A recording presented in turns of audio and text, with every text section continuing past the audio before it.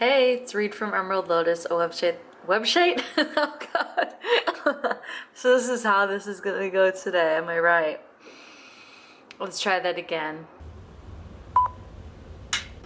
Hey, it's Reed from Emerald Lotus, a website that shares free weekly tarot resources and other divination goodies for you. Today we're doing some charm casting because it has been highly requested for a while. So I'm very excited to get back into charm casting, doing a little bit of different divination. Actually, it's funny because I'm really in the mood to read tarot right now. But I've been getting so many requests to do charms, so I figured I'm just gonna do some charms for you, and then I'm probably gonna do some personal tarot reading for myself after this. Anyways, let's get started. We're gonna be using one of my newest, I don't think I've done a video with this cloth yet, because I think when this cloth came out, my camera was broken and at the repair shop. So I think this is the first video that I'm doing with this new cloth. It's the Evil Eye cloth. We have different messages that all kind of relate to the evil eye. I was really inspired to create this because I was seeing evil eyes absolutely everywhere a few months ago, and I continue to see them since, and I feel like they're becoming very like trendy and aesthetic, which I don't agree with at all, but from a spiritual perspective, I really love the evil eye and what it represents. And I thought having a altar cloth or charm cloth that was the evil eye would be awesome, because it would be such a cool thing that you could have on display, because this is so beautiful and vibrant, but you can also have it just use it for your charms when you want to connect with that evil eye energy of like protection, warning away evil, getting rid of bad energy, and that whole thing. So whew, that was a mile a minute. It's the end of my work day right now, and I am like, I had the worst day at work. At the end of my work day, I'm feeling a little zonked a little bit. Didn't have the best day at work. Classic, am I right? My goal is to eventually, hopefully someday, not work a full-time job and just be able to work for myself. So, you know, send out some good energy for that to happen to me. Subscribe to the channel, like the video, you know, just do the little things that help support me. Thank you so much. Let's get into this reading. Okay, so you know that I am a charm fiend. I love my charms. Also, have I even mentioned this yet? This is available in my Etsy shop. So are charm kits, link below.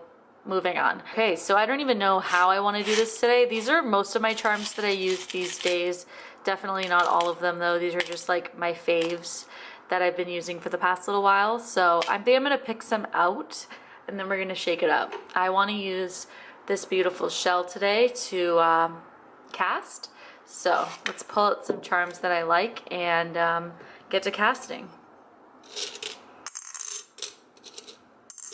Can I get a yee freaking ha? I love this one.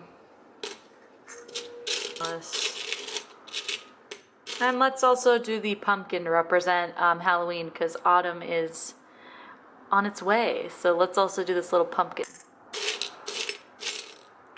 Okay, I think I've got it. So this is about 15 charms. These are fairly decently sized, but I get a lot of questions about what certain amounts look like. So this is about 15, and they're all quite large. So in a lot of charm kits, they wouldn't all be this size, of course.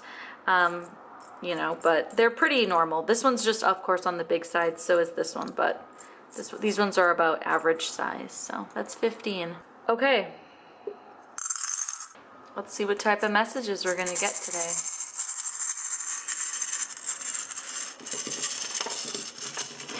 Oh, just snagged. Okay, wow. So we have a lot in similar areas.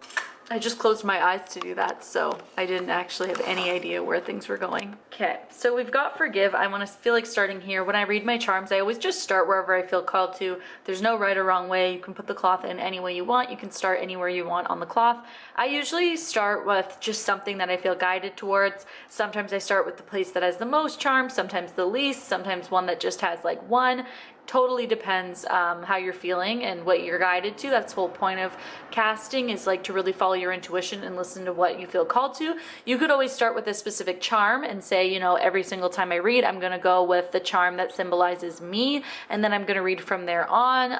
That's what I would probably do if I was reading with without a mat. I would probably have like a charm that I would always start with, maybe like a light bulb, a puzzle piece, a charm that represented me, so like a little person person or a little symbol that I chose to represent myself, I would probably do something like that just so that I had a starting point, and then I would probably read from there with like whatever was touching that charm or what that charm was pointing towards or what I felt called to after that. I hope that that makes some sense, but let's see where we're gonna go with this one. So I feel called to start here just because there's a lot going on and I want to kind of investigate all of that right away. So I'm seeing forgive right now with the house upside down, which I've had some drama in my home for the last little while with my actual like physical home.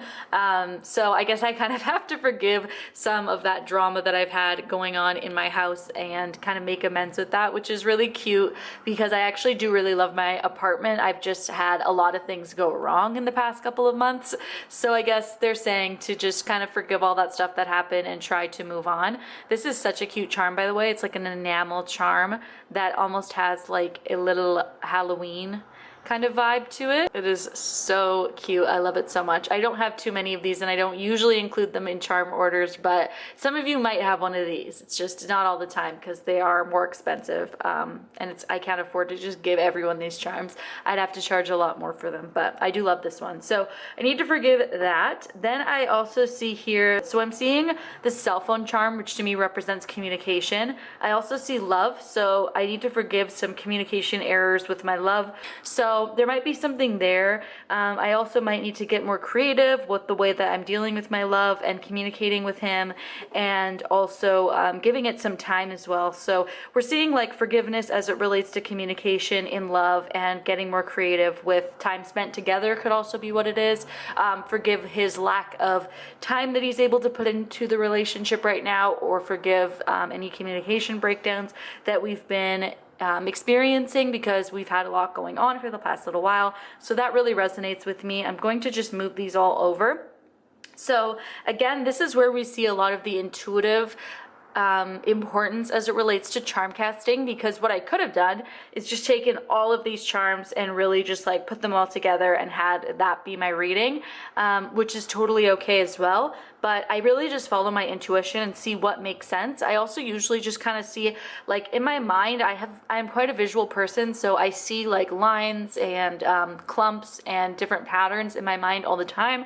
So I just saw this one as a pattern in my mind, and that's what I felt guided to. You might have seen it a different way, but totally just personal things. So that's definitely something that you will practice as you work on your charm casting if you're interested in charm casting. If not, totally ignore me, but this is just a little bit of a guide for people that want a little bit more help with charms, as well as giving a reading as well. So moving on. So we have disconnect here. So we're seeing disconnect with like measuring. This one, to me, this is a little ruler. This one is all about like measuring, just measuring, that's it. I usually just see it as like some sort of a measurement. Whatever it's next to is what I identify as what's being measured or what's requiring measurement. So I'm seeing like a disconnect with measuring, or really like a keen focus on Halloween. Also with the cup here is very clearly being emptied. So I'm seeing like a pouring of emotions, or a energetic channel, an emotional channel that is just very open and it's just kind of pouring out. And it probably should be upright. You know, if we think about a cup, like if we're going to fill up our cup, as soon as we flip it upside down, all the contents of the cup are going to spill out. So I'm getting the real sense here that there's a real need to measure and disconnect from feeling that kind of upside down cup, or like that disconnect of emotions that's pouring out. Oh, is there something under here? Oh, there is. So there's also Halloween, and under Halloween we have this little lock. So I'm getting the sense that there might be something that I'm supposed to disconnect from or not really focus on, and it's going to make way more sense come Halloween, come autumn, come late October, early November. And we're going to see like it's kind of locked or hidden away until that time comes. That's really interesting. So we're also seeing a key here, key to faith, and then a measurement as well. So I'm feeling like I need to stop trying to measure my success, trying to measure and make sense of my world right now, because it's really just time for me to kind of wait things out and try to fill up my own cup, try to feel more emotionally satiated, so that come this October, I can really like explore this lock and key. So I'm really getting the sense that like things will make sense come October. That's so cool that that one was actually hidden behind that. You'll have to let me know what you think about that one, because that's really open to interpretation, I think, with those symbols there. We're also seeing the joy symbol. I always represent the candy symbol with joy. You could use this one as like food or a relationship with food. My mom also, when she saw this charm, she said this one reminds her of like hypnosis. So that's what speaks to her. But for me, when I see joy or candy, I think of joy and I think of happiness, like the sweet things in life, especially from a more material place. So the cup being empty and being kind of beside the joy. So I might be looking for my emotions to be filled and sustained in kind of the wrong place, when really I should be looking for this happiness elsewhere, or like disconnect from the way that I'm doing that right now, because there's something going on here that seems very important, and I'm very curious to look back on this reading in a little bit and just kind of see how that played out eventually. We also have here under investigate, we see the cute little charm that represents magic and witchcraft for me. So this one represents investigate, so it might be time for me to investigate my witchcraft and my practice and see if there's anything else that I want to explore in my practice. In between protection and karmic lesson, we're also seeing the little health or doctor symbol with a light bulb. So there might be a need to have some new ideas as it relates to health and understanding something about my health, karmic lesson and protection. So that's something that I really need to focus on. There may be like an aha moment about my health or my interests that relate to like health and medicine and that type of thing. As you guys might have seen in one of my recent vlogs, I was trying to get health insurance, and I did actually apply to health insurance, but I've been having a nightmare trying to actually get approved. I think my application was like revoked just the past few days, and I've been trying to send all the supporting documents that I need, but it's been honestly such a nightmare. And this is like, we're already a couple weeks past when I filmed that video. Like, it's been going on for a while now, and I really need to get my health insurance. So I feel like that could also potentially be something about my health insurance and like an aha moment about that as well. And then under focus here, we see the compass going upside down, face down, which to me represents feeling a lack of direction right now. So that's something that I need to focus on, is my lack of direction, or feeling like there is a lack of direction. We also see the sword in here, which to me represents the element of air in the tarot. So that is like the intellect and ideas and the thinking mind as well. So needing to focus on that potentially. And then we also see the spirit charm here, and it's also face down. So focus on feeling maybe not as connected to spirit. I've actually been having a bit of a problem with my connection with spirit and what I think about that, how I relate to that, how that resonates with me. I've been going in and out of that for the past few weeks. So that doesn't surprise me that I need to focus on that kind of disconnect that may be happening right now. That's really interesting. You know, although I am a tarot reader and I, you know, post resources for people, and I'm, you know, very spiritual person. I've been on my spiritual path for the past 10 years now, a little bit longer than 10 years actually. I still go in and out of feeling supported by spirit and interested in divination and magic and witchcraft and like the mystical side of life. I still go in and out of having those interests and doubting them sometimes. When I first started, I feel like I doubted myself and my spiritual abilities and interests and intuition. I feel like I doubted those a lot more frequently, but as I've progressed on my journey, it happens a lot less, but it does still happen.